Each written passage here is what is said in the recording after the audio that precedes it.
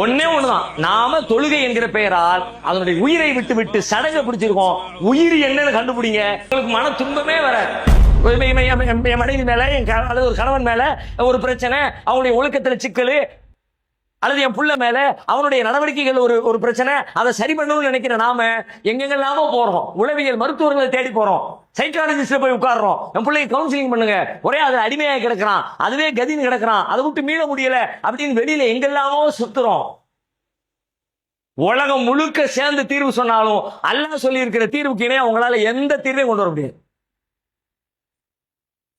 ஒன்னே ஒண்ணுதான், நாம தொழுகை என்கிற பெயரால் அதனுடைய உயிரை விட்டு விட்டு சடங்கை பிடிச்சிருக்கோம். உயிர் என்னன்னு கண்டுபிடிங்க, உயிரை சரி பண்ணக்கூடிய வேலைகளை பாருங்க. அல்லாஹ்வுடைய கிருபையினால இந்த சிக்கல்ல இருந்தெல்லாம் ரொம்ப ஈஸியா, ரொம்ப ஹாப்பியா, உங்களுக்கு மன துன்பமே வராது, அச்சமே வராது, கவலையே வராது. அதை டெலீட் பண்றதுக்கு உங்க கை நடுங்கவே நடுங்காது. டெலீட் பண்ணின பிறகு உள்ளத்துல திரும்ப பண்ணிடுவோமா, இன்ஸ்டால் பண்ணி பார்ப்போமா, வரவே வராது. தொழுகை கரெக்டாக இருக்கும் காலம் எல்லாம். மீண்டும் எப்ப தொழுகையில் ஓட்ட விடுறீங்களோ திரும்ப எல்லாம் வந்துடும். ஒன் பை ஒன்னா நீங்க செக் பண்ணி பாருங்க. நான் சும்மா கதை சொல்லல, நெசமா நீங்க இதை பிராக்டிக்கலா செக் பண்ணி பாருங்க உங்க வாழ்க்கையில.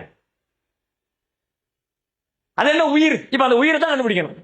அதனால தான் நீங்க பாருங்க, தொழுகை என்பது இப்ப நம்ம எல்லாருக்கும் பாரமா இருக்கா? தொழுகைங்கிறது ஒரு பாரம். நீங்க சொன்னாலும் சொல்லாட்டியும், ஒத்துக்கிட்டாலும் ஒத்துக்கலாட்டியும், சீக்கிரம் தொழுகை முடிச்சுக்கோங்க. கொஞ்சம் லேட் ஆயிடுச்சுன்னா தொழுக முடியாம போயிடும். அதுக்கு என்ன அர்த்தம்? அது தலையில ஏதோ ஒரு பாரம் இருக்குது, அந்த பாரத்தை இறக்கி வைக்கிறோம்னு அர்த்தம். அதானே தொழுகை எல்லாத்துக்கும் பாரமா தானே இருக்குது. ரொம்ப இல்லைங்க, தக்பீர் கட்டுனா அப்படியே ஹாப்பியா சந்தோஷமா, அது இப்ப உலகமே எனக்கு தெரிகிறது இல்லை, அப்படியே மறந்து உள்ள மூழ்கி போயிடுவேன். அப்படி யாரும் சொல்றது இல்லை. இருக்கலாம், சில பேர் இருக்கிறீங்க, சில பேர் இருக்கிறாங்க, நான் இல்லைன்னு மறுக்கல. ஆனால் அது வெகு சிலர், 2 பேரோ 3 பேரோ 5 பேரோ 10 பேரோ. மற்றவங்கள எப்படி இருக்கிறோம்? மற்ற எல்லாருமே தொழுகைங்கிறது ஒரு கடமை, அந்த கடமையை நம்ம முடிச்சாகணும். முடிக்கலாட்டி எல்லாம் கேள்வி கேட்பான், அல்லாஹ்வுடைய தண்டனைக்கு பயந்து அப்படிதான் தொழுகையை வச்சிருக்கோம். நீங்க மட்டும் தொழுகையுடைய உயிரை கண்டுபிடிச்சு அதுக்கு உயிர் கொடுத்து பாருங்க. தொழுகைன்னு சொன்ன உடனே உங்களே அறியாம உங்களுடைய உள்ளத்துக்குள்ள ஒரு புத்துணர்ச்சி மலரும், ஒரு சந்தோஷம் வரும். பாங்கு சத்தம் கேட்ட உடனே அல்லாஹ்வை சந்திக்க போகிறோம் என்கிற உணர்வு வரும். யாரை சந்திக்க போறீங்க? தொழுகையில படைத்த இறைவனோடு உங்களுக்கு உரையாடல். உலகத்துல யார் யாரையெல்லாமோ சந்திக்க போறோம்னு சொன்னோட பெரிய சந்தோஷம் வருது. முதலமைச்சர் டைம் கொடுத்துட்டாரு, பிரதமர் டைம் கொடுத்துட்டாரு, கமிஷனர் டைம் கொடுத்துட்டாரு, படைச்ச ரப்புல் ஆலமீன் டைம் கொடுத்து நிக்கலாம். தம்பி முகருக்கு நான் வருவேன், வா, நீ வந்தா டைரக்டா என்னோட முகமுகமா உரையாடலாம், முகமுகமா உரையாடலாம். தொழுகையில இப்படி ஒரு சட்டம் இருக்கு. நம்ம தொழுகிட்டே இருக்கும்போது திடீர்னு தும்மல் வந்துருச்சு அல்லது இருமல் வந்துருச்சு, வாயில சளி வந்துருச்சுன்னு வைங்க. இந்த சளியை என்ன பண்ணணும்? இடது பக்கமா கீழே துப்பணும், அல்லது துணியில வாயிலிருந்து எடுத்து ஏதாவது ஒரு வகையில டிஸ்போஸ் பண்ணணும். இப்ப நான் தொழுகிட்டே இருக்கிறேன், வாயில சளி வந்துருச்சு, இப்படி நான் துப்பலாமா? ஏன் துப்ப கூடாது?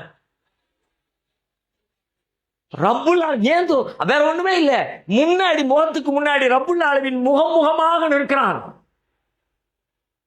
நான் தக்பீர் கட்டி நிக்கிற நேரத்தில் என் முகத்துக்கு முன்னாடி என் ரப்பு வந்து நிக்கிறான். நான் அப்படி துப்புனோம்னா அல்லாஹ்வுடைய முகத்துல துப்புன மாதிரி ஒரு இமேஜ், ஒரு கற்பனை, ஒரு தோற்றம். நிஜமா அல்லாஹ்வுடைய முகத்துல யாரும் துப்ப முடியாது.